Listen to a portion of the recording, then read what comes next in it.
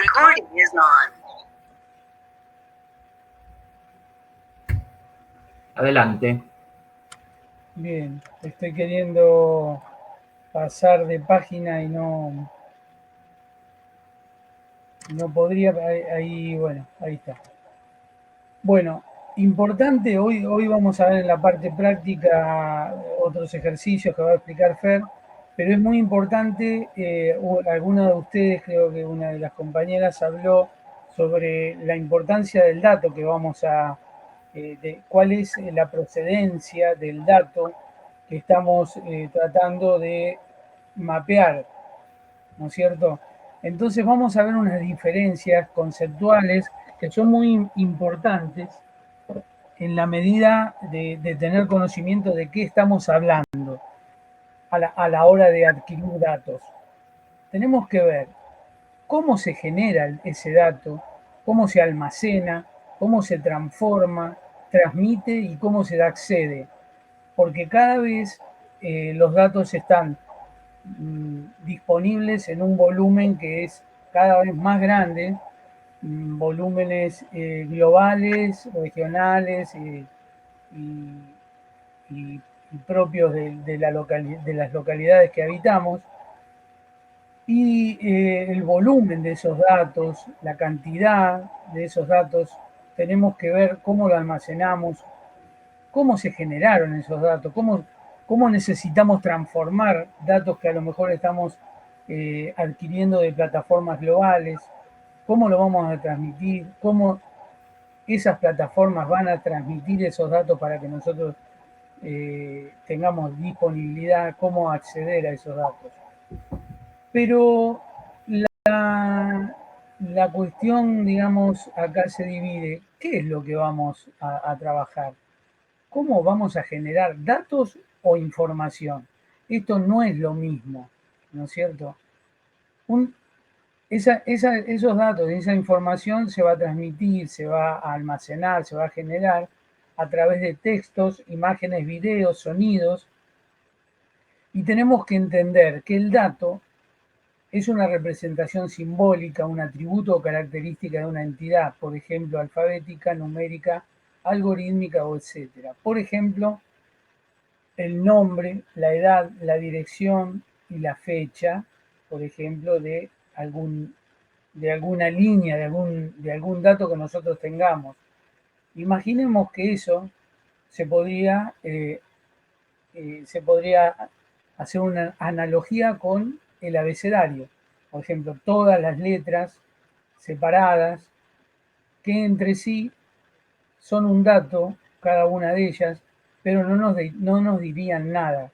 En el caso de un censo, imaginemos un censo o cualquiera de los ejemplos que estuvimos viendo, sería el nombre de Fernando, la edad, la dirección y la fecha de su nacimiento, por ejemplo, pero nada más, es ese dato solo, que solo no me dice nada, tengo solamente un dato, pero no tengo información.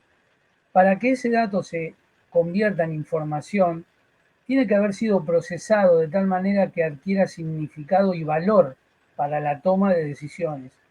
Para ello, la información debe ser relevante, actualizada, confiable, precisa y verificable, y fácil de manejar, además de comprensible.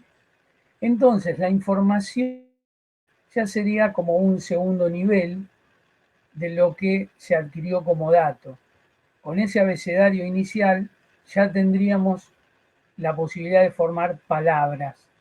Las palabras ya nos darían este tipo de información relevante, actualizada. Imaginemos en el caso del censo, bueno, por ejemplo, no solamente el dato de una persona o de varias, sino de todo el censo. Con esa información yo voy a poder realizar muchas actividades, voy a poder tomar decisiones y tiene un significado per se. Empezamos por el dato, seguimos por la información que pudimos generar con esos datos y después el tercer paso sería generar el conocimiento, con ese conjunto de palabras que expresan pensamientos en ese caso, o en el caso del censo, bueno, yo voy a través de un grupo de investigación, por ejemplo, realizar un mapeo de dónde están las zonas con mayores necesidades o con mayor, digamos, vulnerabilidad a través de los datos que se generaron como dato en principio, como información a través de un censo, y a través de esa información yo voy a producir el conocimiento o una publicación, un trabajo que va a servir para la toma de decisiones. Es muy importante esto porque, por ejemplo, a veces hablamos, Fernando, ¿vos tenés información de esto? Me dice, mira, no tengo información, tengo datos. Ah, bueno, tendré que ver esos datos, cómo se transmitieron y después vamos a ver la importancia de saber la procedencia de toda esta información.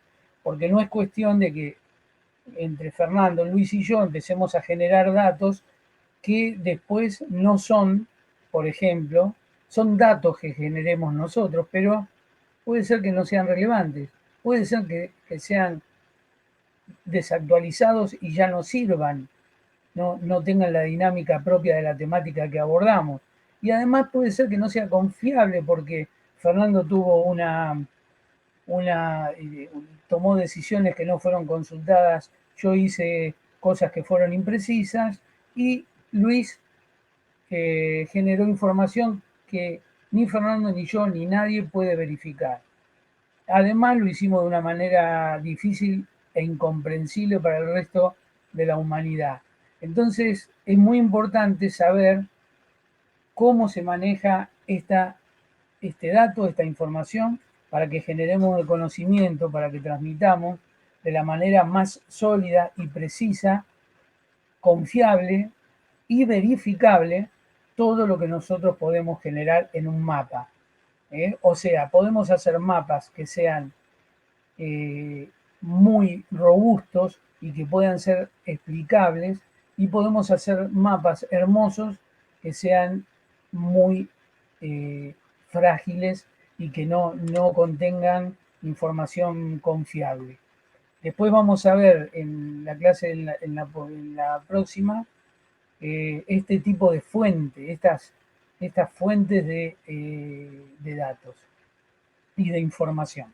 Pero siguiendo acá con esto, la adquisición de datos puede ser que sea directa, o sea, que nosotros tomemos los datos, cada uno de nosotros, porque ustedes, a lo mejor Franco tiene una temática que no le interesa a ID, entonces, y Franco dice, bueno, esta información no está disponible, estoy en un grupo de investigación, creo que había gente que estaba con Hábitat y Vivienda, no sé si es Franco u otro compañero o compañera, y entonces esos datos, los del INDEC, además de lo del INDEC o de información que anda, está disponible, yo necesito tomar mis datos para generar nueva información. Entonces, en ese caso, nosotros tenemos que ir a la captura directa o el relevamiento propio de nuestros datos. En este caso tiene mucho que ver con la oceanografía, con topografía, con biología, pero también podrían ser con datos censales, con datos habitacionales o de población o de vivienda, justamente datos censales, o datos que sean propios de la necesidad de nuestra investigación. Entonces ahí tendremos que conformar un equipo y salir a buscar los datos. Esto que estás en esta foto, hay varias gente de nuestros institutos, y es muy natural tener que salir a relevar, ¿cierto? Y de tener la necesidad de adquirir en el campo nuestros propios datos. Por ejemplo, bueno, acá tenemos un dato que no está en los mapas que yo quería, que yo busco, por ejemplo, un relevamiento barrial de la zona donde estamos nosotros, en este caso acantilados, que estábamos haciendo una cobertura forestal, nos interesaba conocer la, la, superficie forestal, porque este es un barrio, digamos, reserva forestal, bueno, y el Google Earth tiene imágenes a lo mejor no muy actualizadas o no de muy buena calidad. Ustedes están viendo a la derecha superior una imagen del Google donde se ve con cierta, digamos, falta de nitidez, por ejemplo, una casa, y después con un dron que no es tan inaccesible, fíjense cómo cambia la resolución espacial, la, este, la nitidez, el píxel, como estábamos hablando el otro día, es mucho más pequeño y tiene mucha más precisión. Y bueno, y este es un dato adquirido de manera propia. Pero también no podemos salir a relevar todas las regiones del planeta nosotros, porque además ya hay eh, fuentes secundarias que lo hacen y organismos internacionales que lo hacen muy bien, organismos provinciales, nacionales y digamos municipales. Entonces tenemos esa posibilidad de tener acceso a esas fuentes, en este caso tenemos de INTA, de EcoAtlas, que es un grupo de Mendoza, en Santa Fe. Esto lo vamos a profundizar más en la próxima clase. Una IDE que ya vamos a ver en la próxima, es una infraestructura de datos espaciales, o por ejemplo, datos globales de temperatura, de relieve del terreno, como vemos ahí en el medio, esa imagen verde y marroncita que tiene que ver con el terreno, imágenes satelitales de cierta precisión, no siempre vamos a necesitar un dron o una resolución espacial para resolver muy detallada para resolver nuestro problema, sino que para muchas cosas vamos a poder tener una información, por ejemplo, como la de Google Earth, imágenes y fotos satelitales como la de la gris que está en el medio, en la parte inferior, cartas topográficas digitalizadas, la plataforma sudamericana, ¿no es cierto? La plataforma marina, bueno, hay muchísimas fuentes de datos secundarias y cada vez hay más, no solamente más en temática, sino en cantidad de datos. Estos datos antes eran anuales, después fueron mensuales, ahora hay muchísimos datos que son diarios y bueno, tenemos que ver qué datos se ajustan a nuestra temática. También tenemos aplicaciones web, por ejemplo, el Servicio Geológico de los Estados Unidos. En este mapita yo lo que estoy tratando de reflejar, ustedes imagínense que tenemos todos esos puntitos que están en el mapa de Estados Unidos, digamos, van desde azul, verde, amarillentos, marrones y rojos. Son limígrafos, que es un limígrafo, es un instrumento que se coloca en ríos y arroyos y está tomando en tiempo real la cantidad de agua, digamos, que está pasando por ese equipo. Entonces, imagínense que si yo tengo ríos grandes, de gran caudal, por ejemplo, acá en nuestro caso, el más cercano sería el río Quequén Grande, en la zona de Necochea, y yo tengo la posibilidad de tener limígrafos en las nacientes del río Quequén Grande, cuando empieza a llover y esos limígrafos empiezan a dar datos en tiempo real, que ahí está ocurriendo una gran lluvia, un gran caudal que está cayendo, que a lo mejor en la zona de Necochea todavía hay sol y no se están dando cuenta o no tienen la información que está lloviendo fuertemente en las nacientes del río. Entonces se empieza a activar toda una zona de alarma, un sistema de alarma que va bajando y que va diciendo, cuidado porque dentro de 5 horas, 4 horas, un día, de acuerdo va a llegar un gran aluvión de agua y tenemos que estar preparados para, en este caso, la gestión del riesgo de inundación. Todos esos puntos están siendo registrados en tiempo real. Esto lo muestro siempre porque es como el pico de la evolución de un mapa que estamos viendo en tiempo real lo que está sucediendo en un espacio tan grande como el territorio de los Estados Unidos y que le da una posibilidad de gestionar eh, el riesgo de inundación de todo su país de una manera como una información detallada, de una manera muy fina, muy profesional. Eh, y, digamos, lo muestro como un pico de la evolución de los mapas, sobre todo online. Obviamente, imagínense que cada punto de eso vale miles de dólares porque un limígrafo no se compra, no se compra en un almacén y en un taller de repuestos, sino que son equipos muy sofisticados, muy caros, tienen que estar todos apareados, o sea, tener la misma calidad de respuesta y estar unidos a una red, digamos, a una red que funcione las 24 horas. Es una aplicación. Esta es otra aplicación que tiene que ver con la predicción del tiempo de acá a 2 o 3 días. También podemos ver que son mapas que se actualizan cada determinada cantidad de horas. Es un modelo global. En este caso yo hice una captura de la zona de Sudamérica. Esta otra página, por ejemplo, es un sistema de GPS que se le pone a los animales. En este caso hay aves, mamíferos marinos y otros animales que tienen una migración extensa. Y si uno contrata el sistema de estos satélites, puede ver por dónde está el animal que censó en cada media hora.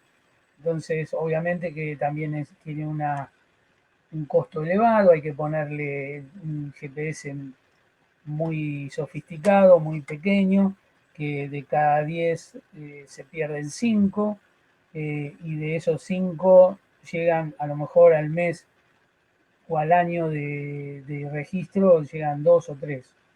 Y además hay que contratar un servicio satelital, que en este caso es una empresa creo que es francesa con capitales multinacionales, en donde me va dando el dato, si compro el servicio, y el mapeo de por dónde anda mi ave, mi mamífero, los elefantes, el animal que yo haya censado. Peces también. Bueno, son ejemplos. En este caso es un ejemplo de tráfico marino. También estos puntitos cada uno son barcos que se van moviendo y para tener un registro, esto es libre, digamos. Todos los puntos aparecen con la foto del barco y con toda la información. Para eso hay que pagar. Bueno, entonces, de todo esto que estuvimos hablando, del dato sobre todo, es muy importante que conozcamos el metadato. Qué quiere decir? Es el dato del dato. El concepto de metadatos es análogo al uso de índices para localizar objetos en vez de datos. Por ejemplo, en una biblioteca se usan fichas que especifican autores, títulos, casas editoriales y lugares para buscar libros. Así, los metadatos ayudan a ubicar datos. Entonces, acá hay un extracto de un libro de Kipling que dice: tengo 6 honestos servidores que me enseñaron todo lo que sé. Se llaman qué, por qué, cuándo, cómo, dónde y quién. Bueno, esas mismas preguntas son las que yo me tengo que hacer a la hora de conocer el metadato de la información con la cual voy a trabajar. Entonces, por ejemplo, ¿qué? ¿Qué, qué tiene implícito ese metadato? ¿Información de qué? De especies, objetos de la naturaleza, de censos poblacionales, de calidad del agua, de calidad de la vegetación, de lo que yo sea, pero de lo que yo pueda encontrar, pero tengo que saber qué es lo que hay en ese metadato, qué me está diciendo. ¿Eh? ¿Por qué? se relevó ese metadato? ¿Cuál fue el objetivo, por ejemplo? Y para conocer la calidad del agua de todo un partido o la cantidad de aves de determinada especie para saber si están en extinción, si siguen en aumento, si están en retroceso, porque ese es el por qué existe ese metadato. ¿Cuándo fue relevado el dato de ese pozo o de esa temática en particular? La hora, el mes, el día y el año de la generación de ese dato. ¿Cómo fue generado? Porque se me ocurrió a mí o siguiendo ciertos protocolos. Bueno, fue generado siguiendo, por ejemplo, acá todos conocen las normas IRAM. Entonces, hay protocolos para determinadas temáticas para decir, bueno, esto se debe relevar así. El INDEC, por ejemplo, es algo que todos conocemos, no hace las columnas, no pregunta a las familias a las cuales censa cualquier cosa, sino que hay protocolos, cosas que generalmente se vienen preguntando porque también hubo un porqué antes del cómo. ¿Dónde está ese dato?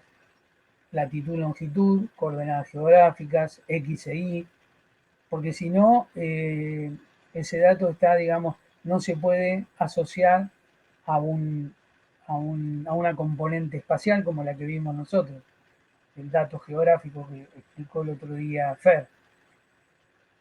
¿Y quién lo hizo? ¿Una institución? ¿Una persona? ¿Puedo tener acceso? Esto lo hizo en la Facultad de Ciencias Exactas, en el departamento del Instituto de Geología de Costas, el grupo de extensión geomática, y dentro de ese, y ahí puede terminar, pero ya bueno, ya tenemos una institución. También puede decir que lo hizo Fernando Sabuda. Dentro de toda esa institución tenemos a una persona referente con su mail, con su celular, con lo que sea.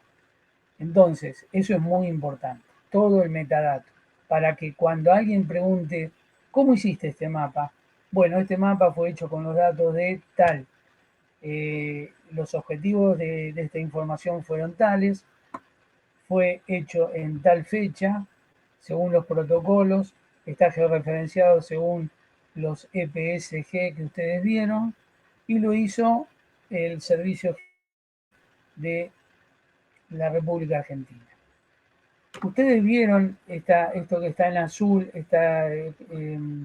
código de barras, por ejemplo, que todos sabemos que ese código encriptado de alguna manera viene desde un sachet de leche hasta lo que nosotros podamos imaginar. Entonces, el cajero de un supermercado, cuando lee este código, dice, está saliendo de mi supermercado, de mi polirrubro, de lo que sea, una leche marca tal, que me la trajo tal distribuidor, que fue hecha en los tambos de la Serenísima el día tal y vence tal día.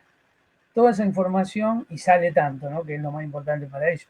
Bueno, entonces, esa información está contenida cada vez que leen o un código de barras de ese estilo. Es el metadato de lo que están escaneando. Todo esto, como ven, es de una importancia fundamental. Voy a dejar de compartir pantalla.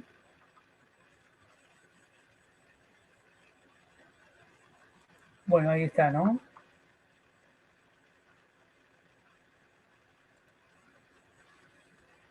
¿Están escuchando y viendo? Bien.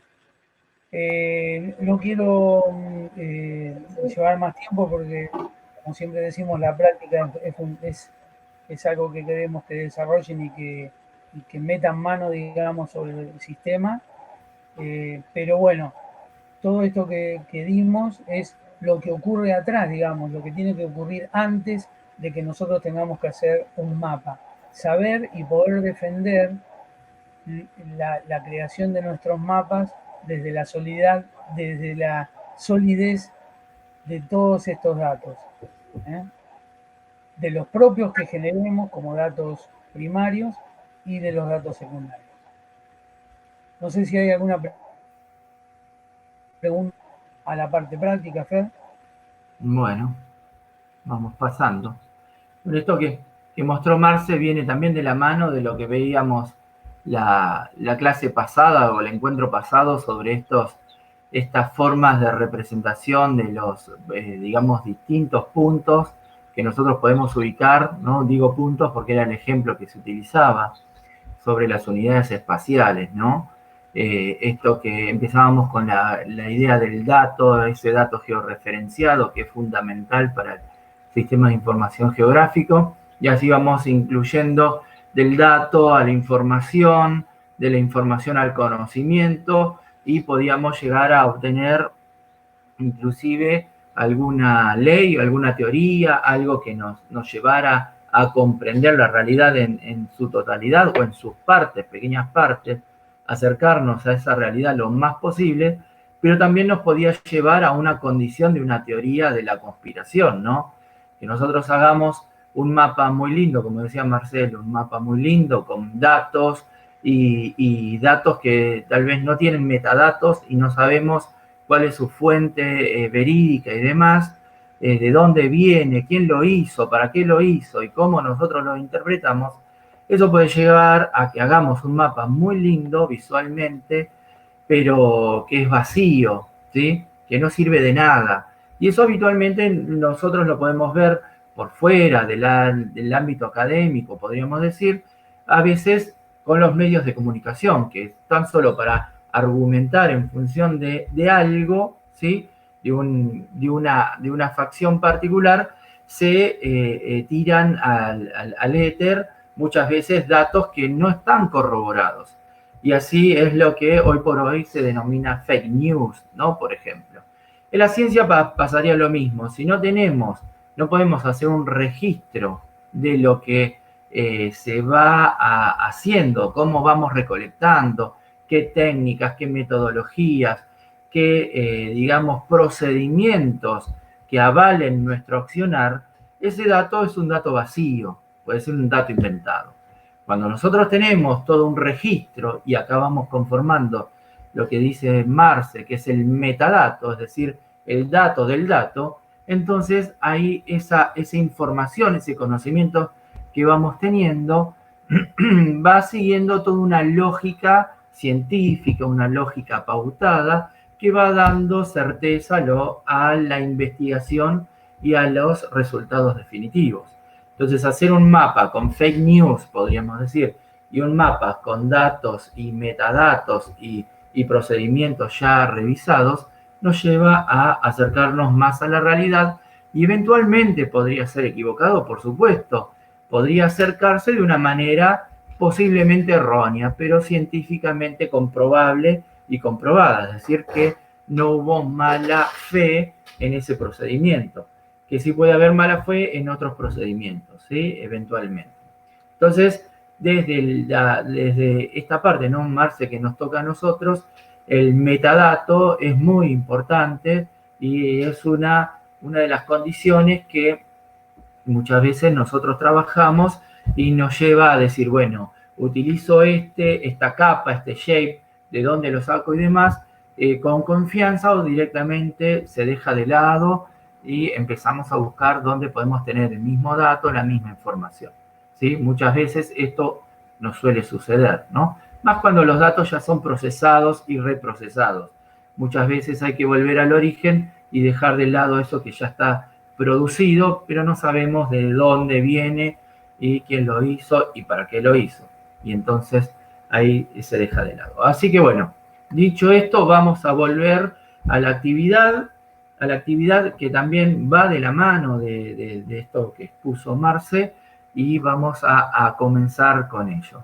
A ver, voy a mostrar un poquito en pantalla, compartir pantalla, que seguramente es esto, la pantalla 2, y ustedes me avisan cuando se comienza a observar.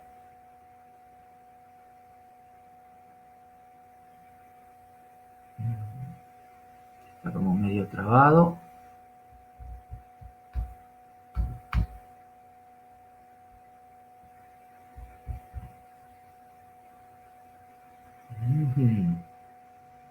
Marce, ¿me escuchás?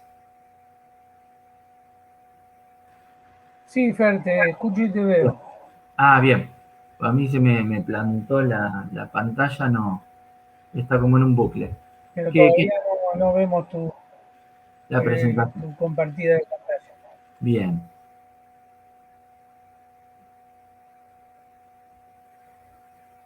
A ver. Yo puse compartir. ¿Me escuchás, Marce? Porque tal vez me dice que se trabó. Te escucho. ¿Me escuchas? Una ¿No? consulta, escucho y los veo bien. Esta parte de la práctica se puede llegar a grabar en el caso de que yo a las 11 justo me tengo que retirar, por las dudas de que nos extendamos un poquito. Sí, supuestamente va a estar todo grabado si no tenemos conflictos técnicos, que los estoy teniendo. Entonces sí, Bueno, va a quedar. No obstante, voy a ¿Querés seguir. que vea si lo puedo compartir yo, Fer? Bueno, dale, porque me parece que me cae, se me trabó el Chrome. Así que ahora vuelvo, estoy volviendo. Seguramente, fíjate si podés grabar, Marce, o si tengo que ser yo o alguno de ustedes. Ya vuelvo, ¿eh?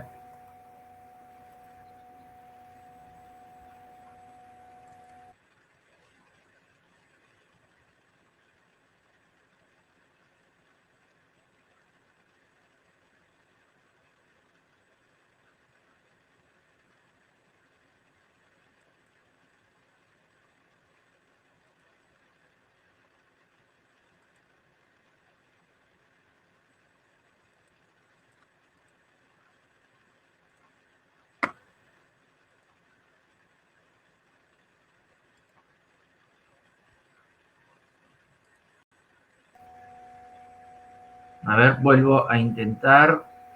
Comparto pantalla.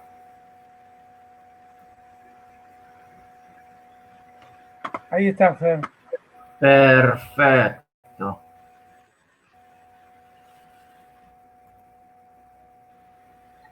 Bueno. ¿Bien? ¿Se ve bien, no, Marce? Sí, se ve todo bien. Y Voy a estás grabando, tratar. Fer. Ahí está. Sí, estoy grabando. Bien, todo bien. Ahí. Toda la pantalla a la vez para que ustedes lo puedan ir viendo. Bueno, no sé si ustedes pueden ver en sus pantallas particularmente o en sus computadoras el PDF sobre las actividades del día de hoy.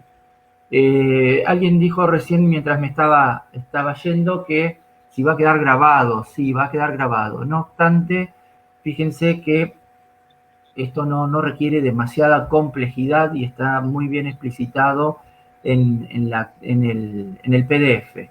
Así que no tengan problema de hacer el seguimiento como está, ¿sí? Así que bueno, lo que vamos a ver hoy son dos aspectos, o tres, mejor dicho, importantes.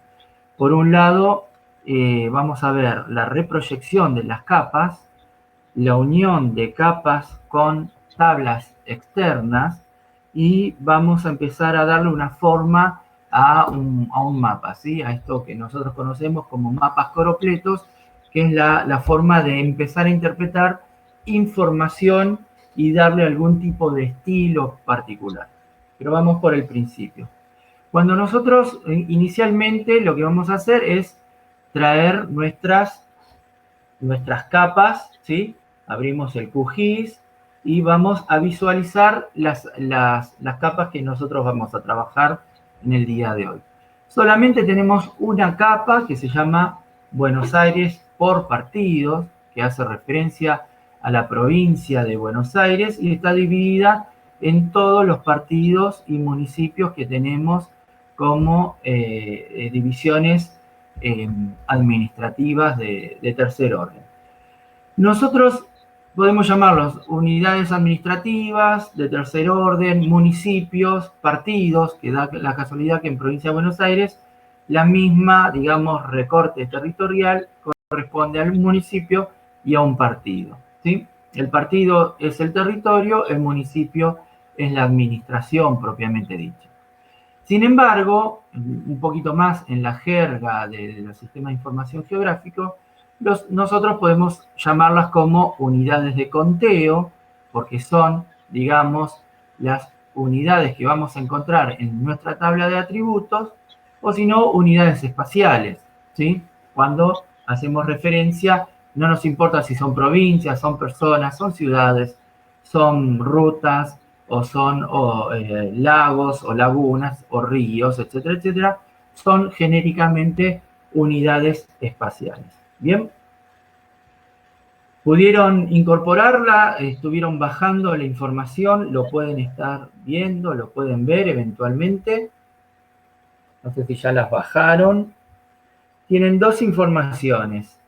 La provincia de Buenos Aires, entonces, como yo les decía, con los partidos, y después tienen una tabla Excel, ¿sí? Yo a esto que me refería, mientras tanto, es cuando yo digo que estamos hablando de unidades espaciales, reconozco que esas unidades espaciales van a ir incorporados en la tabla de atributos como filas, ¿sí? Y como columnas vamos a ir encontrando diferentes atributos, ¿sí? Que son variables o diferentes elementos que van a cualificar a mi unidad espacial propiamente dicha. Si nosotros observamos, tenemos que en esa tabla de atributos una columna con el nombre, justamente nombre, la etiqueta nombre, donde tenemos todos los partidos, ¿sí? Y municipios de la provincia de Buenos Aires.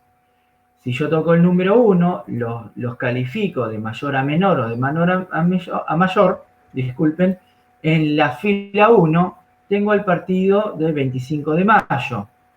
Al hacer clic en esa fila, me habilita al partido y lo puedo observar. Recuerden esto que es fundamental en un sistema de información geográfico. Decíamos que tenemos dos bases de datos principales para formar un sistema de información vectorial.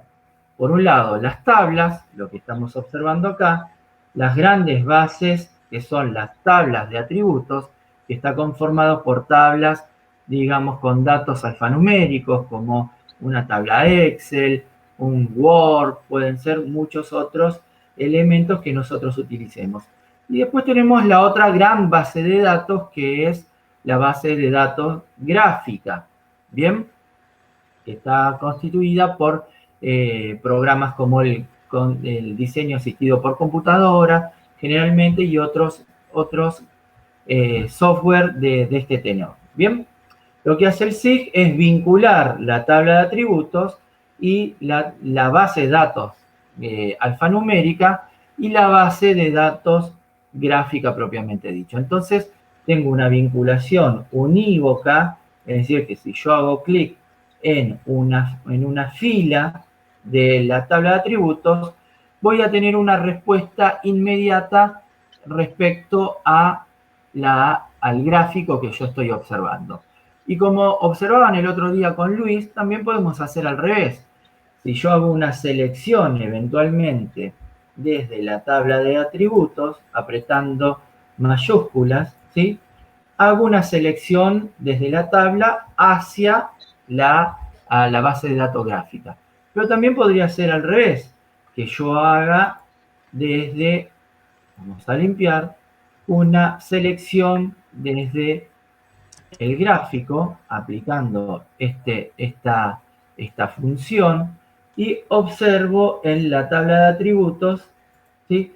Cuáles son esos municipios o esas unidades espaciales que yo seleccioné desde el gráfico. Entonces, esto nos lleva a considerar la ingeniería, podríamos decir, o utilizar este concepto, la ingeniería en la construcción y en la lógica de los sistemas de información geográfico, que es la vinculación base de datos alfanumérica, tabla, con la base de datos gráfica, es decir, el mapa propiamente dicho, y la vinculación constante y permanente.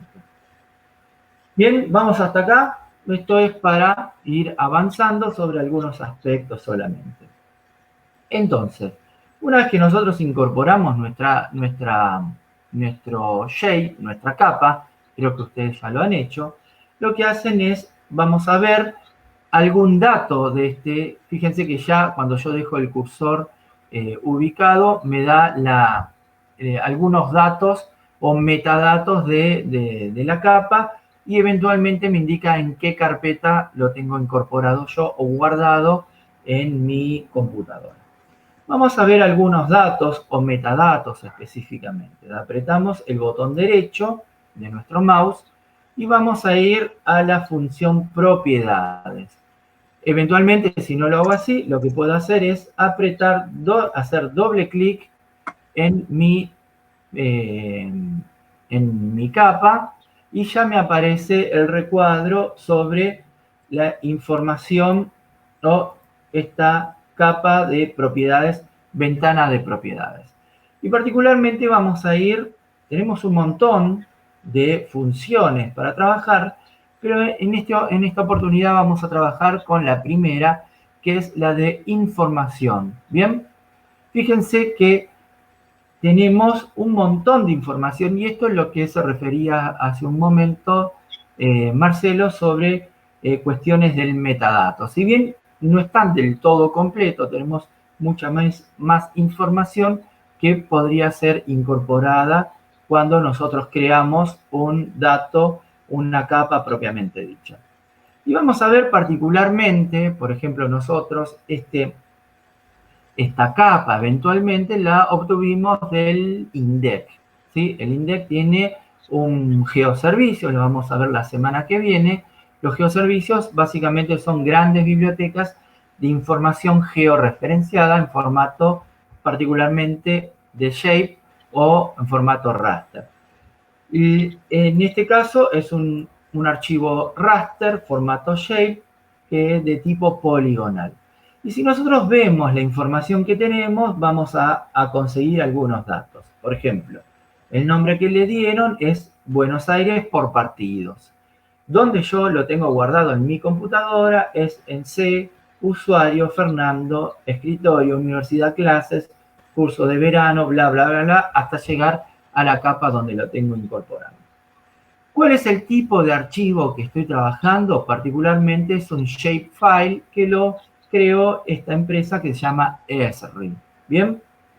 Después tiene una codificación particular de la programación, que es UTF-8, y la geometría que estamos utilizando en este caso nos dice que es una capa constituida por múltiples polígonos. No hay uno solo, sino que hay una cantidad interesante de polígonos particularmente. ¿Cuántos polígonos? Fíjense acá, nos dice número de objetos, que son 134 polígonos. ¿Bien? Es decir, que la provincia de Buenos Aires está constituida por 134 municipios propiamente dicho. Después podemos corroborar a ver si es así o está incorporando algún tipo de polígono independiente, individual y demás. ¿Bien? Y después nos dice la extensión de lo que nosotros, estamos viendo desde el punto, digamos, puntos extremos, norte, sur, este y oeste, o arriba, abajo, derecha, izquierda, que tiene la extensión nuestro conjunto de polígonos. Dice que la unidad de medida está seteada en metros y que particularmente, y acá es lo que más nos interesa, que el sistema de referencia de coordenadas es el EPSG 3857, conocido como WGS84 pseudomercator. Acá en la clase pasada decíamos, el encuentro pasado indicábamos que cuando nosotros eventualmente tenemos proyecciones, vamos a ver que hay una deformación que va a ser más elongada hacia norte-sur, o estirada al este o el oeste, o va a estar rotada para la derecha o para la izquierda, o directamente no se va a ver. ¿Por qué? Porque hay un sistema de referencia de coordenadas más adecuado y desarrollado para cada superficie que nosotros querramos considerar. Entonces, eventualmente lo que vamos a hacer en este caso, no vamos a trabajar con WGS84, que es un sistema de coordenadas de tipo global, ¿se acuerdan que lo veíamos en la clase pasada? Sino que vamos a trabajar con un sistema de coordenadas adaptado a la República Argentina, es decir, que es un sistema de coordenadas local. Bien, por el momento vamos a dejar toda esta información. Hay mucha más información sobre las capas, los campos que tienen incluido. Ustedes después se arriman nuevamente aquí y lo leen con mayor detenimiento. Lo que vamos a hacer nosotros es reproyectar, es decir, esta capa que está en WGS84 vamos a llevarla y guardarla en un sistema de coordenadas más conocido y más útil a nuestras necesidades, que al cambiarlo a un sistema de coordenadas más local nos va a permitir tomar mediciones en metros y en kilómetros y en metros cuadrados y eventualmente kilómetros cuadrados y demás. Bien. Entonces lo que vamos a hacer inicialmente, como ya corroboramos que es un sistema de coordenadas que no vamos a trabajar con uno que nos sea útil a nosotros. Entonces vemos que esa información está en PostGar, ¿sí? 4326, pero lo queremos reproyectar a la capa en PostGar 94 en faja 6 de Argentina. Bien, entonces ¿cómo lo vamos a hacer? Y esto es el EPSG 22186. Entonces el procedimiento es el siguiente. Desde menú principal, ir a capa, guardar como, y se desplegará la siguiente ventana. Entonces, nosotros lo que tenemos que hacer es tener habilitado y seleccionada nuestra capa. Fíjense con este zócalo azul. Vamos a ir a capa y poner guardar como. Cuando ponemos guardar como, se habilita una pantalla que es la que estamos observando, disculpen. ¿Cuál es el formato que le vamos a dar dentro de todos los existentes? Vamos a duplicar el tipo de archivo vectorial tipo shape. ¿Con qué nombre le vamos a dar? Y acá es importante porque lo vamos a ir a guardar. Lo vamos a ir a guardar en, eventualmente, donde lo tengamos nosotros guardado. Yo lo voy a guardar en mi mismo directorio. ¿Me van siguiendo? Porque no hay ruidos, no hay preguntas y eso me preocupa. Fer, yo puse en el chat que si tienen alguna consulta, bien, pero hasta ahora no surgió ninguna. Dale, vos me vas diciendo, Marce, gracias. Entonces, decíamos, vuelvo a lo mismo. Lo que vamos a hacer es ir a los 3 puntitos, ¿sí? Donde nosotros vamos a acceder a nuestro directorio y vamos a ir a guardar nuestra nueva capa con un nombre nuevo, ¿sí? Y con una proyección nueva. Yo lo tengo con Buenos Aires por partidos. Lo que lo voy a hacer es Buenos Aires por partidos y eventualmente lo que voy a hacer es ponerle le cambio el nombre para saber que este va a ser el nuevo con la nueva capa reproyectada. Entonces le podría poner PostGar faja 6, que es lo que estamos utilizando. Bien, pongo guardar.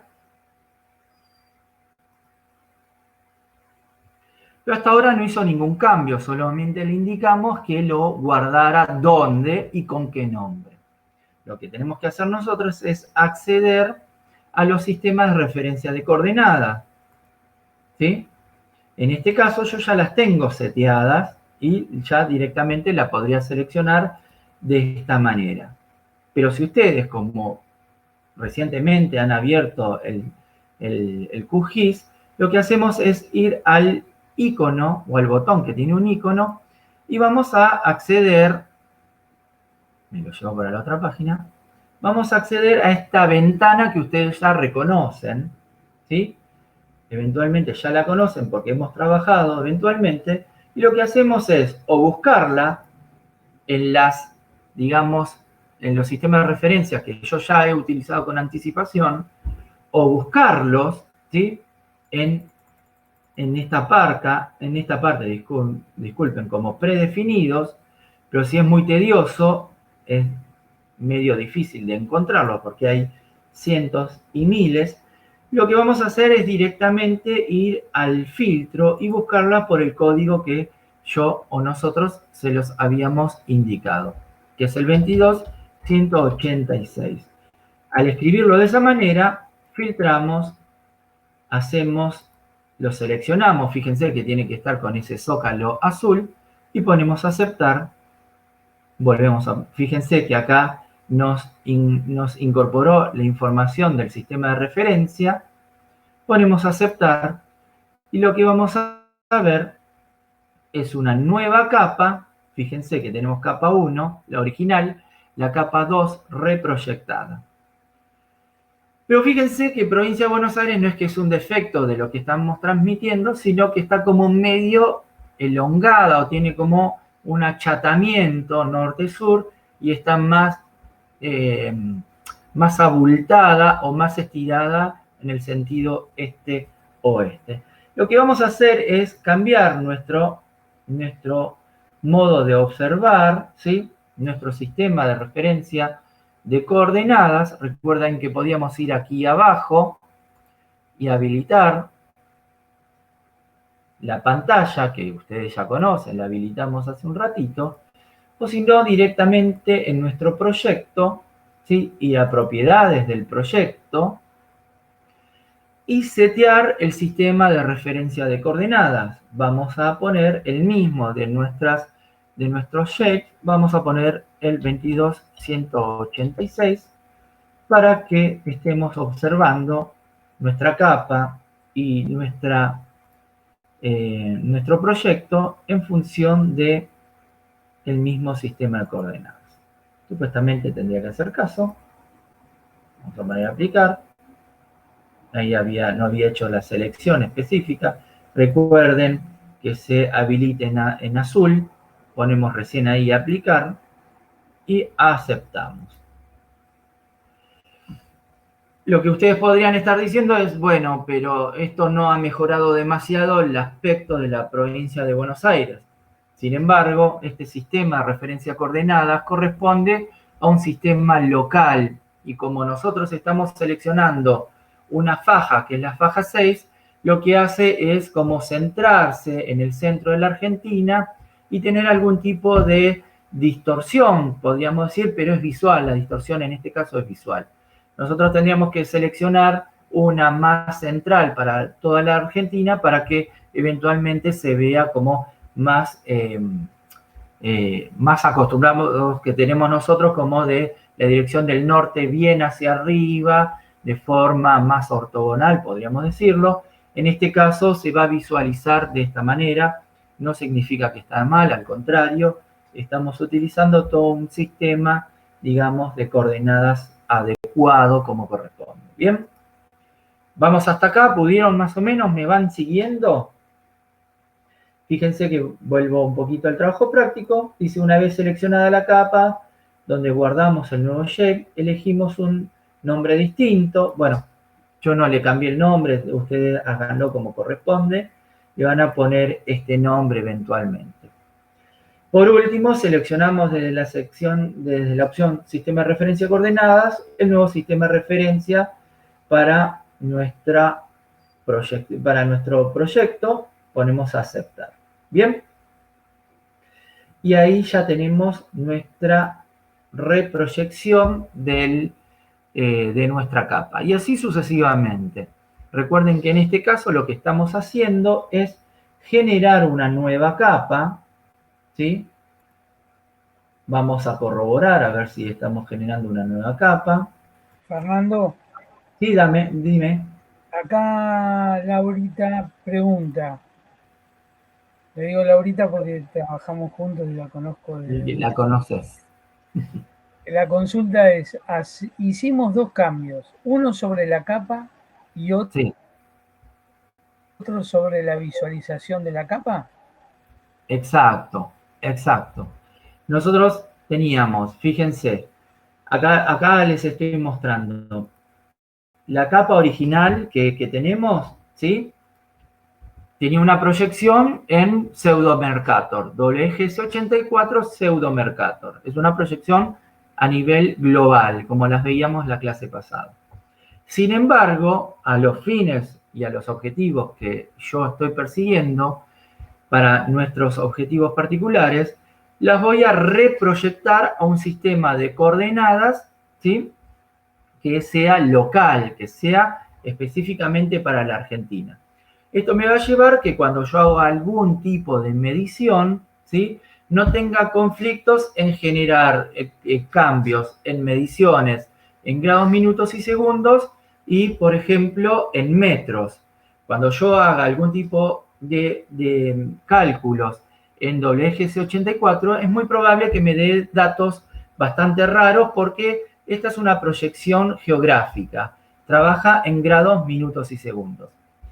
Cuando yo hago el cambio a PostGar, y fíjense que es la nueva capa que yo generé, PostGar faja 6, es una proyección particularmente específica para la provincia de Buenos Aires, ¿sí? Entonces, y las mediciones que yo vaya a hacer en PostGar van a ser en lo que se denominan coordenadas planas, es decir, que voy a estar trabajando todo en un mismo sistema de medición, que va a ser en metros, centímetros y kilómetros o en unidades métricas, más allá que yo pueda observarlo también con unidades en grados, minutos y segundos, ¿sí? Pero yo quiero que quede esta cuestión. ¿Por qué cambiamos, ¿sí? De proyección? Porque es una proyección que se adecua más a la superficie, al espacio geográfico que nosotros estamos trabajando. ¿Bien? Vamos por ahí. Y después, para que todo sea coherente con lo que estamos trabajando, lo que hicimos es cambiar el sistema de referencia de visualización. De ahí que aparecía la provincia de Buenos Aires como más achatada y gordita, podríamos decir, como más con un desarrollo longitudinal, y lo cambiamos a uno que es un poco más ortogonal, porque lo vemos casi en proporciones bastante, tanto de latitud y longitud, bastante proporcional, pero sucede que hay una rotación del eje hacia, digamos, hacia la izquierda, ¿no? O hacia la derecha, depende qué parte estemos observando del mapa. ¿Se entiende esto más o menos? Hicimos entonces dos cambios. Uno de visualización y otro particularmente de nuestra capa. ¿Sí? ¿Vamos bien hasta acá? Entonces ahora, como a nosotros nos gusta hacer estas cosas, vamos a complejizar un poco el tema. Lo que vamos a hacer es ir a lo que nosotros denominamos, o lo que se denomina, join o uniones. ¿En qué consiste un join o una unión? Básicamente es adosarle a nuestra capa. Fíjense, esta ya la podríamos borrar, ¿sí? No, porque no la vamos a usar. La borramos. ¿Sí? Y vamos a abrir nuestra nueva capa, que va a tener los mismos datos. Lo que hicimos acá fue copiar, generar una capa idéntica. Es como que la clonamos, no la copiamos, porque copiar significaría que continuaría, digamos, como vinculadas con la anterior, con la original. Acá lo que hacemos es clonarla, ponerle un nuevo nombre, es decir, que estamos haciendo una capa nueva. Sería una capa nueva. En este caso, la capa que tienen ustedes, como es Dale. Dale. Perdón, para saber si hice algo mal. yo en lugar de agarrar el archivo original y renombrarlo, lo guardé como otro nombre en la clase 3. Sí. No hubo problema. A ver, lo que hiciste vos. A ver, sí, siempre tenemos que surgir o partir de un shape o un archivo original. Ese archivo original pusimos guardar como, ¿sí? Fuimos acá. Sí. Digamos, seleccioné ese archivo con el zócalo azul y ahí hice todo el proceso. O sea que sí, está bien. Está bien. bien. El archivo original porque no lo toqué, pero no hay problema, digamos. No hay problema. El archivo original no se modificó para nada. Vos al guardarlo como, generaste un nuevo archivo, ¿sí? Lo que podés hacer es, como hice yo, voy a corroborar dónde están guardados. Entonces observo que tengo el archivo original, ¿sí? Por un lado, y el archivo nuevo por otro lado. Ya son cosas independientes. Independientes individuales. ¿Bien? ¿Vamos hasta aquí? Sí, bien. Perfecto.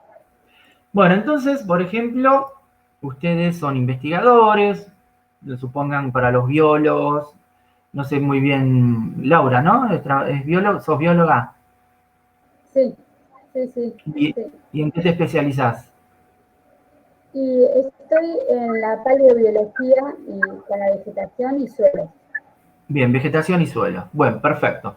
Entonces, hacé de cuenta que estos no son divisiones administrativas, sino que son diferentes tipos de suelos o áreas donde vos tenés que ir, tenés un terreno X y vos tenés que ir a tomar muestras. Bien, entonces vos vas a INTA eventualmente y te van a dar este shape, esta capa con información.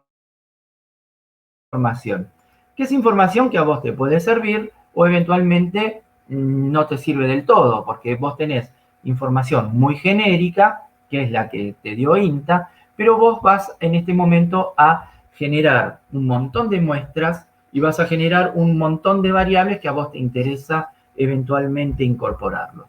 ¿Cómo vas a hacer esto? Eventualmente harías una planilla, ¿sí? Utilizarías, digamos, codificarías cada una de las unidades espaciales y en función de esa codificación vas a ir tomando, digamos, datos de profundidad del suelo, obviamente tomás, por ejemplo, con un GPS, localización específica, vas a tomar, no sé muy bien la cuestión de los suelos, pero minerales más generales, minerales raros, cantidad de humedad, no sé, temperatura, y así va generando una gran tabla de Excel que en definitiva vos vas a tener como un elemento para incorporar a estos datos que ya vienen del INTA y que eventualmente son las mismas coordenadas y las mismas unidades espaciales que vos estás trabajando. Bien, eventualmente les voy a mostrar un trabajo. Todo tiene la misma lógica, ¿eh? El que trabaje con mamíferos tiene la misma lógica, quien trabaje con ciudades o población es lo mismo. Yo les voy a mostrar eventualmente cómo hemos hecho un trabajo que nos ha exigido esta lógica, porque a ver, empezar a recolectar información, recolectar datos, sí, hacemos una encuesta, vamos a campo, ¿sí? Una encuesta como la que están observando ustedes, pero nosotros tenemos que seguir una lógica y estar pensando, sí, en la encuesta y en el dato que yo voy a ir recolectando, pero si yo lo quiero hacer, digamos que esto quede representado en un mapa, tengo que estar pensando la vinculación que voy a tener de mi instrumento de recolección de datos, planilla Excel, encuesta, entrevista, lo que ustedes quieran, cómo después se va a ir a codificar y terminar definitivamente como un archivo Excel. Bien, fíjense que esto que yo les estoy mostrando acá, ¿sí? Que está todo codificado con, por ejemplo, el punto 7 tiene 7A, 7B, el punto 9 viene del 9.1 al 9.2.3, ¿sí? Significa que todo esto de alguna manera tiene que caber, ¿sí?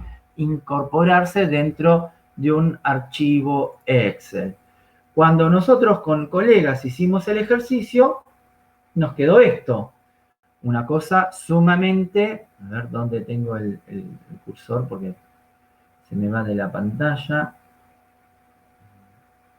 Esto es a título informativo, pero para que ustedes sean cautelosos al momento de hacer un relevamiento, una encuesta o lo que ustedes vayan a hacer, sepan que va a terminar en una tabla y esa tabla no es tan fácil de incorporarla porque debemos hacer como muchos procedimientos y procesamientos de esas tablas. Entonces, en un primer momento tenemos cada una de las encuestas que hicimos eventualmente, ¿sí? Variables son las columnas y subvariables y demás. Generamos un archivo cuantitativo que quedó mucho más pequeño porque solamente nos quedamos con eventualmente, bueno, acá está todo más depurado. Y la versión final, que es lo que nos quedamos nosotros con las preguntas que básicamente nos interesaba. Pero todo este procedimiento es un procedimiento de codificación y posterior decodificación. ¿Bien? Si bien esto que les estoy mostrando es complejo, pero para que ustedes sepan que lleva algo, digamos, un procedimiento bastante tedioso y extenso hasta que nosotros podemos generar una tabla bastante simple que es la que incorporamos en nuestro mapa. Y eventualmente toda esta tabla que ustedes están viendo con datos alfabéticos y numéricos en porcentajes, números absolutos, terminó siendo alguna de estas columnas un mapa como el que ustedes están observando. ¿Bien?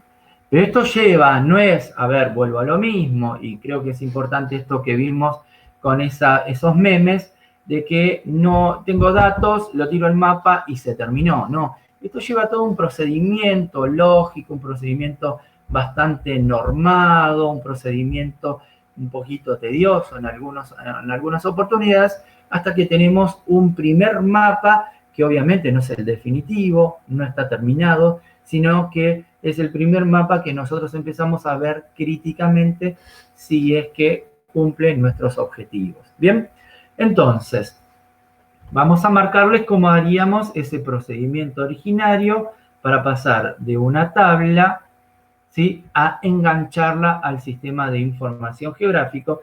Es decir, si yo tengo esta tabla así, voy a incorporar, por este lado tenía esta tabla, quiero incorporar una tabla que yo obtuve de un software, no se puede abrir, dice, vamos a ver si lo abre. No lo puede abrir. Ustedes corroboren a ver si lo pueden abrir desde sus computadoras. ¿Pudieron abrir el Excel?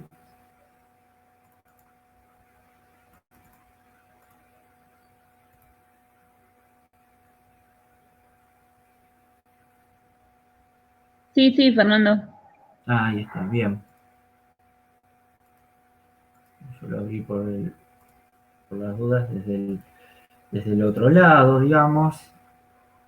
No sé por qué no. Ahora no me permite. Algo está sucediendo.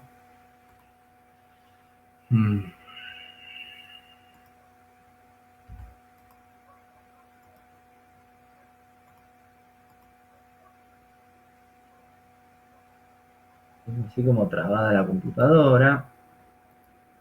Bueno, acá está. ¿Ven? Esto que bajamos, el Redatam básicamente es un software que generó la CELADE, que es la Comisión de Estados Estudios para América Latina, en la cual básicamente es como un software que maneja datos de tipo estadísticos, ¿sí? Se utilizan para muchas cuestiones más, pero básicamente el INDEC a nivel nacional lo utiliza para que uno pueda acceder a la base de datos y generar tablas de este estilo y obtener datos del censo por diferentes unidades espaciales, a nivel nacional, a nivel provincial y a nivel de partidos, fracciones y radios censales. Y tenemos mucha información. Por ejemplo, acá lo que están viendo ustedes, H por B no es un partido político ni nada por el estilo, sino que son hogares por vivienda. Esto es, el 1H significa que hay un hogar en una vivienda. Ustedes saben que el concepto de vivienda se asocia a la idea de casa, ¿sí? De construcción, y la idea de hogar se relaciona más a la relación de consanguineidad o relación de parentesco o de amistad o diferente tipo de concepto más relacionado a la idea del hogar con familia, ¿bien? Y después son condiciones, por ejemplo, CCSB, son satisfechas, básicas o insatisfechas, que son condiciones de la vivienda o condiciones de vida de la población. Bien, entonces, para dejarnos de cháchara, lo que vamos a hacer es traer ese Excel al QGIS y desde el QGIS vamos a vincularlo con esta tabla que lo tenemos aquí. ¿Bien? No, acá. Yo eventualmente voy a cerrar y lo que voy a hacer es traer como si fuese una tabla de datos más, ¿sí? Un shape más. Voy a buscar, como si fuese vectorial, ese Excel que lo tenemos guardado, ¿sí? Como si fuese vuelvo a lo mismo, ¿cómo voy a hacer? Voy a incorporarlo como una capa nueva, que voy a añadirla, no la voy a crear, sino que la voy a añadir. Es una capa vectorial, pero lo que hacemos, en vez de traer una capa vectorial, vamos a invocar ese archivo Excel que nosotros queremos unir a nuestra tabla de atributos. Cuando ponemos abrir, ¿sí? Vamos a poner añadir. Corroboramos que se incorporó. Es verdad. Pongo cerrar. Yo como ya lo había hecho, voy a borrar una de ellas para que no nos confundamos. Entonces nos quedó así. En la capa que estábamos trabajando nosotros, ¿sí? Eventualmente, originalmente, ya la borramos, hicimos una reproyección y tenemos nuestra base de datos nueva, ¿sí? Dispuesta en un archivo en formato tabla. ¿Bien? Pero esta tabla, lo que le pasa, no tiene su vínculo con un gráfico. Entonces lo que tenemos que hacer nosotros es invocar a la tabla de atributos de la capa que nosotros vamos a ampliar la información. Entonces, voy a visualizar las dos capas a la vez de esta manera. ¿Me van siguiendo? Creo que alguien a las 11 se tenía que ir, ¿bien? Vuelvo a lo mismo. Esto va a quedar grabado, ¿sí? Y eventualmente sigue el tutorial, es decir, que está identificado de la misma manera que el tutorial. Así que no tengan problema de hacerlo. Cualquier cosa, está el foro, cualquier cosa lo retomamos la clase que viene como corresponde. ¿Bien? Así que quien se tenga que ir, háganlo tranquilo. Y con el resto seguimos unos minutitos más, si pueden. Y vuelvo a lo mismo, quien no pueda, se retira. Bueno, lo que vamos a hacer es esto. Tengo estas dos tablas. Lo que yo quiero hacer es unir esta tabla, ¿sí? Ponerla a continuación de esta. Vamos a ver el procedimiento. ¿Bien? Eventualmente la cierro a ambas tablas. Y lo que vamos a hacer es esto. La capa que yo voy a trabajar, vamos a habilitar las propiedades.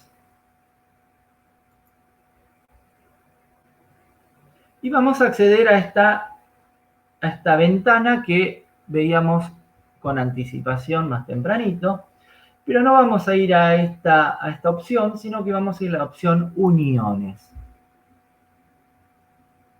Fíjense, cuando apretamos uniones, nos aparece nada en la ventana, pero lo importante en este momento es ver estos botones de más y menos o edición.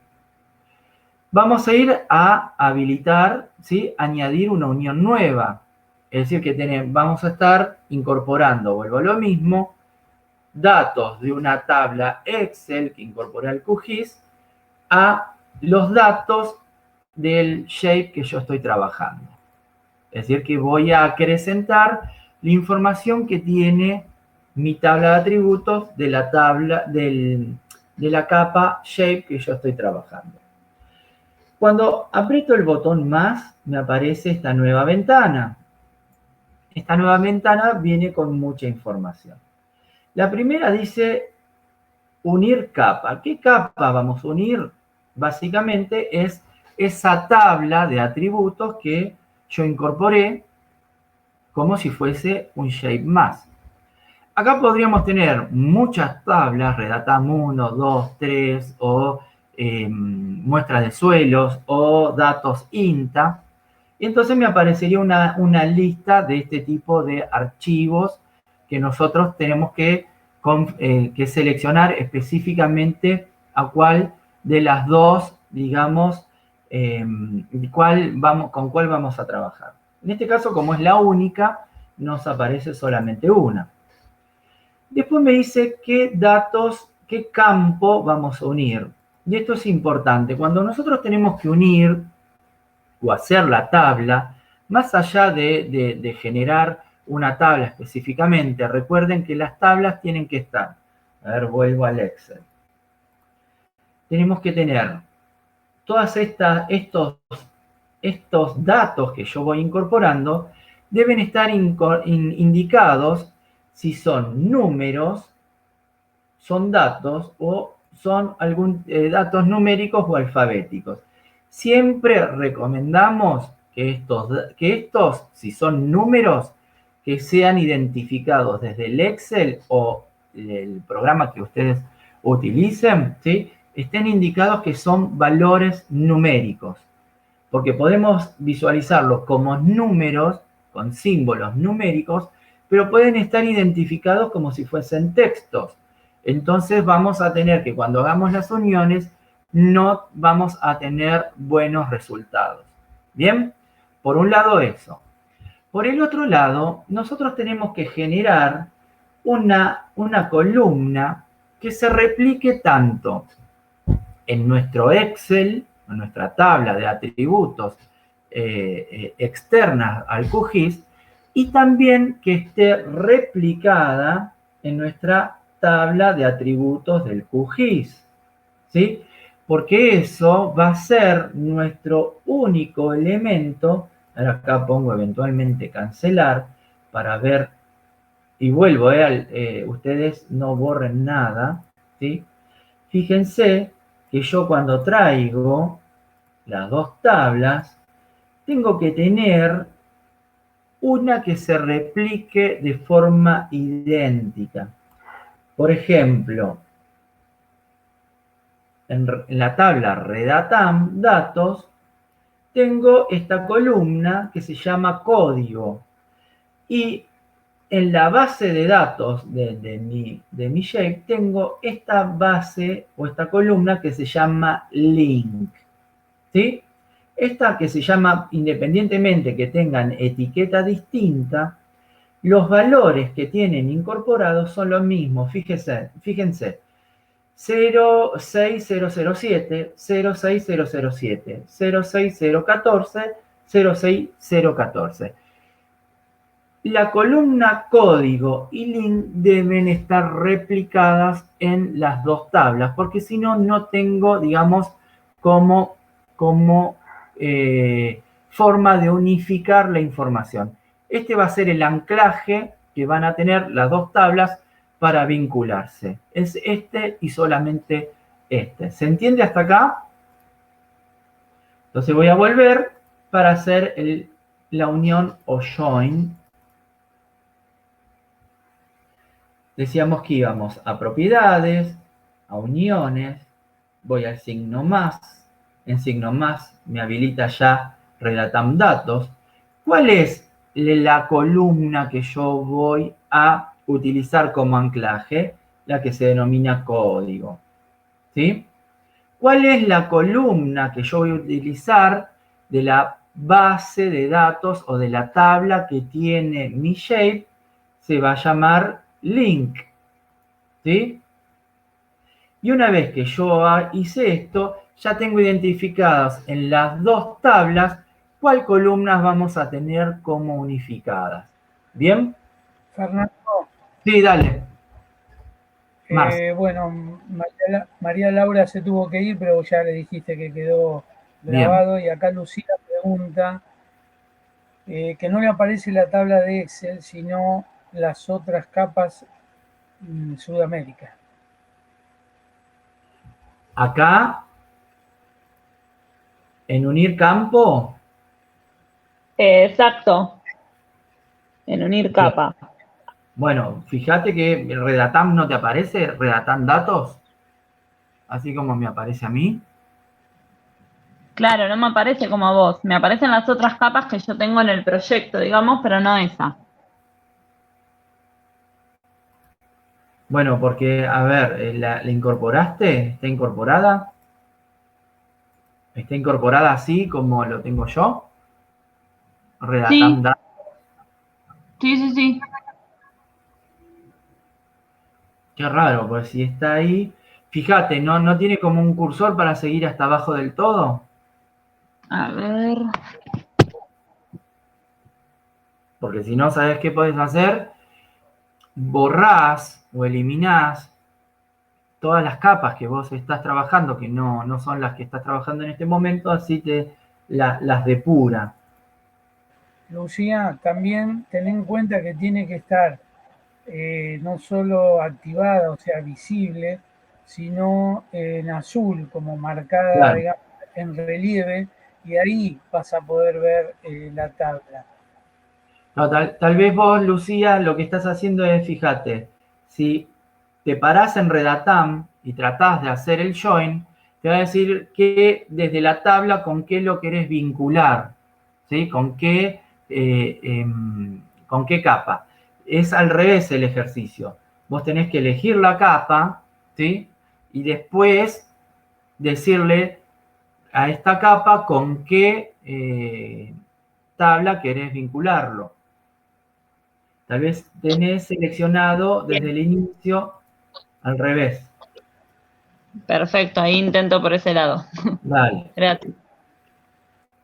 Entonces, era así. Nos paramos en Buenos Aires, doble clic, propiedades, uniones, más, y ahí ya tendría que habilitar la serie de posibles, digamos, uniones que querramos hacer. En este caso, como yo tengo solamente Redatam, va a ir ahí. Sigo un poquito. Código, que es la columna dentro del Excel que vamos a usar como anclaje, y link, que es la columna que vamos a usar de anclaje en la tabla de atributos. Después, una vez que ya seleccionamos esto, le dimos esa indicación, lo que vamos a hacer es indicar cuáles campos queremos nosotros incorporar. Pueden ser todos los campos o alguno.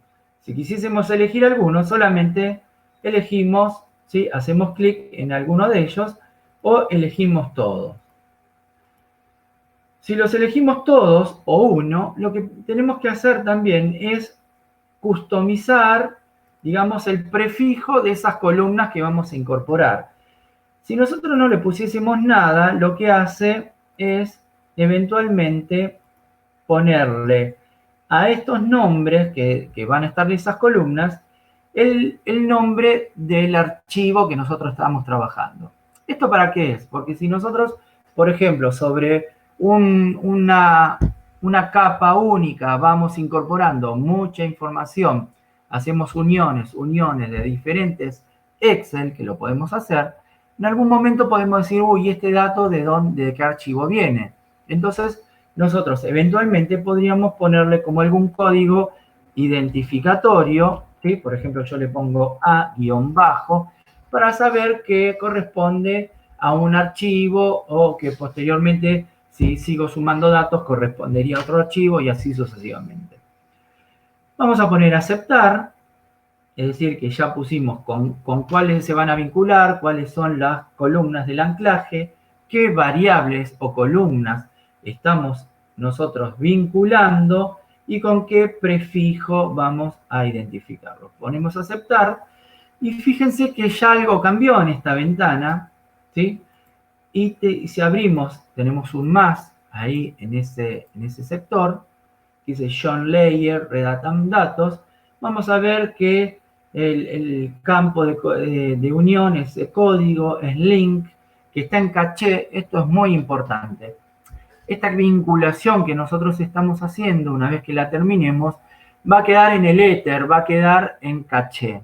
Lo que nosotros vamos a tener que hacer nuevamente es guardar nuestro archivo shape como nueva capa de datos, ¿sí?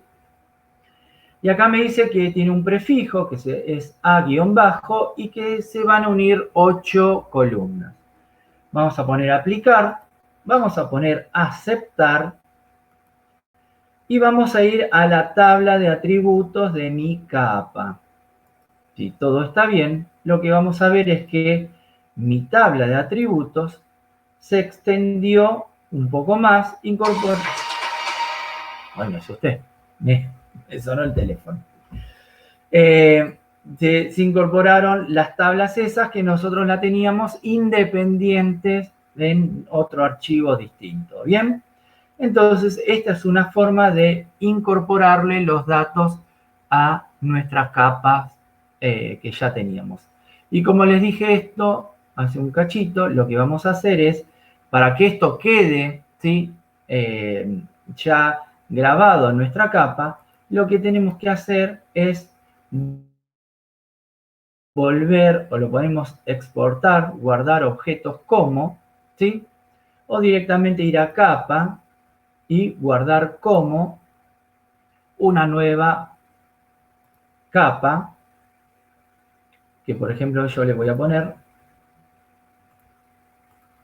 y esto, sean muy prolijos siempre, cómo van, digamos, revisando que son capas nuevas, le pongo con datos, eventualmente, pongo guardar, me va a replicar, me va a clonar con el mismo sistema de referencia de coordenadas, me va a clonar esa capa que yo tenía, pero ahora esa capa ya está por defecto, cada vez que la habilite yo, la abra, va a quedar incorporada con todos esos datos que yo venía trabajando. Y eventualmente la capa anterior la puedo eliminar porque no voy a trabajar más con ella. ¿Qué pasa con esas columnas nuevas que yo le incorporé? Si le pongo eliminar, se borra la unión que se hizo porque quedó en caché, es virtual, no es concreta. Puedo eliminar, no modifique nada, pero ahora voy a trabajar con mi nueva capa que sigue siendo Provincia de Buenos Aires por partido, Postgar, faja 6, sin embargo ahora lo que tenemos es la incorporación de datos.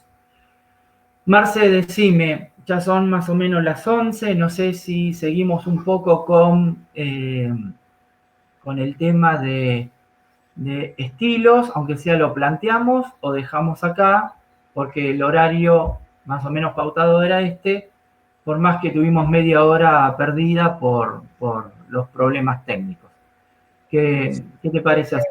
Yo creo que acá redondeaste toda la parte de join, que es muy importante, que espero que hayan percibido la importancia de estos datos que son, en este caso, datos globales que estamos tomando como fuentes externas. Nosotros todavía no hicimos un mapa, sino que estamos trayendo de una fuente como por ejemplo Redatam las temáticas que nos proponen, que creemos que son importantes para nuestro trabajo, y los polígonos de la provincia de Buenos Aires, que de todos los partidos que también le fueron dados. Con eso estamos haciendo un análisis y que servirá para hacer una comunicación, una investigación. Yo terminaría acá, Bien, lo cerraría. Para la próxima podríamos ver lo de los estilos bien, comenzamos. y también lo de los geoservicios, que va a ser importante porque acá ya sí ustedes empezarían a hacer sus propios mapas. Tendrían que dibujar los puntos, las líneas, los polígonos que para ustedes sean importantes y asociarle una base de datos, una tabla de atributos que sea solidaria con esa, digamos, dato geográfico, con ese polígono, esa forma. Pero también, si querés dejar planteado, Fer, está bueno que lo comentes nomás lo de los estilos, sin meter mano en las máquinas, porque con esto me Bien, parece que está bien. bueno, como vos quieras, o bien, ¿querés que lo plantee o se trabaja la clase que viene? Puedo eventualmente mostrar el Me parece Excel. que es lo que vamos a hacer, porque todos estamos viendo mapas de un solo color o que no están Bien, clasificados, nada más que a modo informativo. dale, dale, perfecto. De todas maneras, en el práctico que está subido, hay toda una parte de estilos y clasificaciones que ya la pueden ir viendo si no la vieron hasta ahora. Bien. Bueno, entonces comparto dos minutitos pantalla nuevamente y muestro, digamos, las funciones de los diferentes estilos que podemos llegar a tener. A ver, Marce, si vos te referís más a esto, directamente donde la función que tendríamos que ver.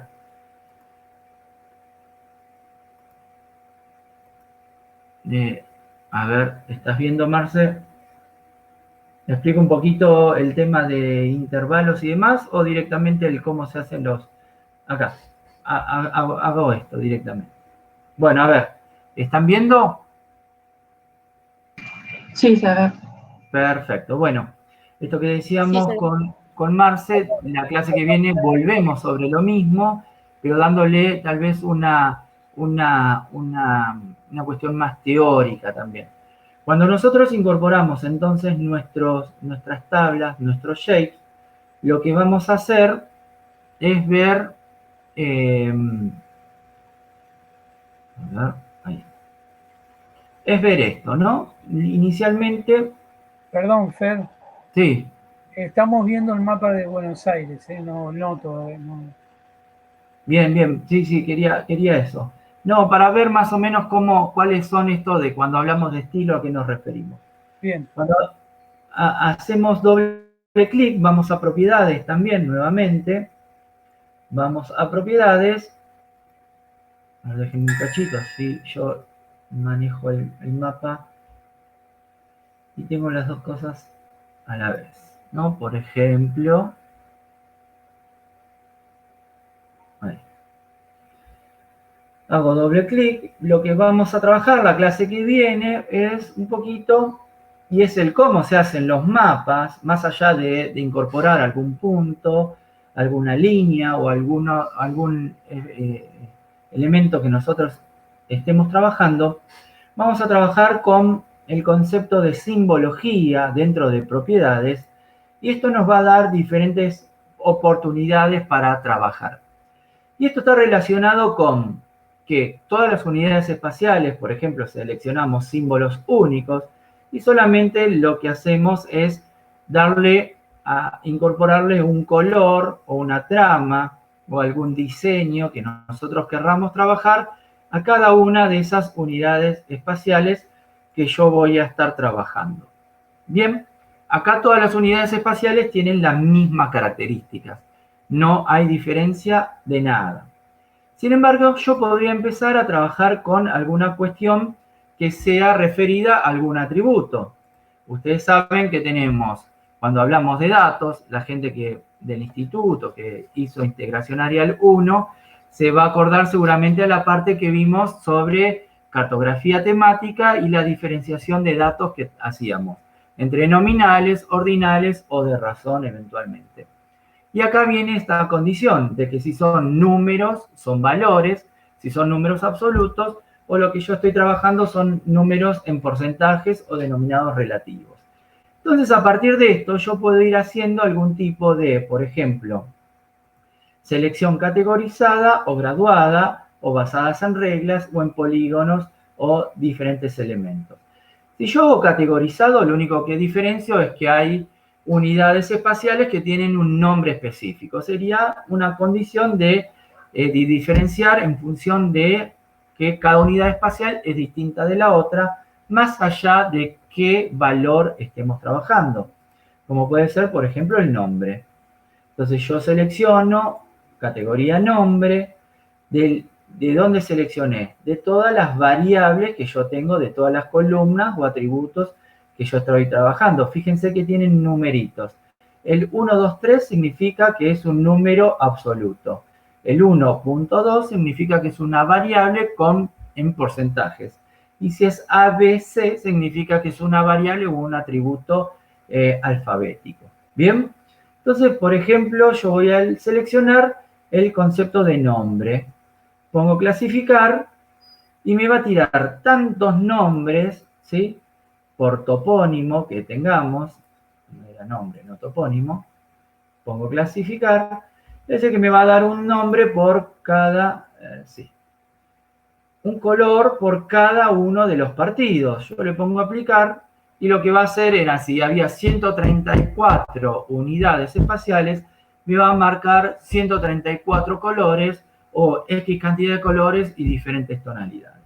Bien, esto es una forma digamos, de colorear nuestro mapa a partir de algún dato que sea de este estilo.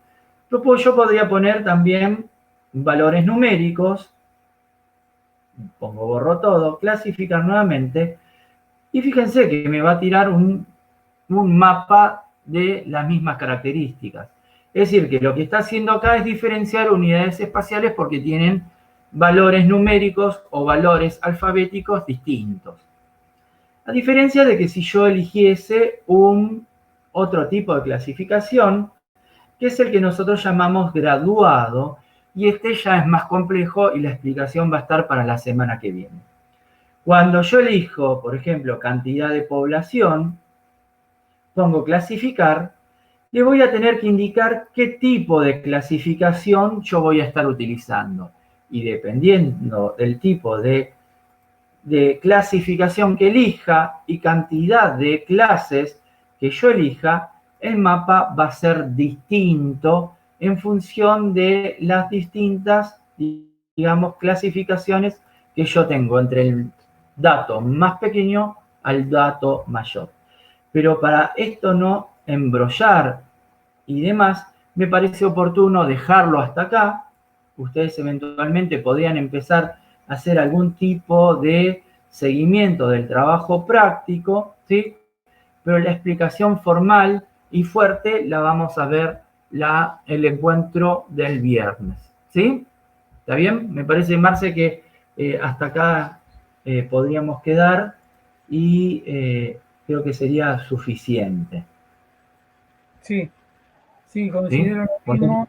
Y si te parece, Fer, porque para evitar el problema que tuvimos hoy, podríamos no poner el link en el aula virtual, porque tuvimos inconvenientes, por lo que pude ver, que estábamos en el Jitsi, pero ese Jitsi estaba dentro de la plataforma virtual de la universidad. Entonces ahí hubo un problema.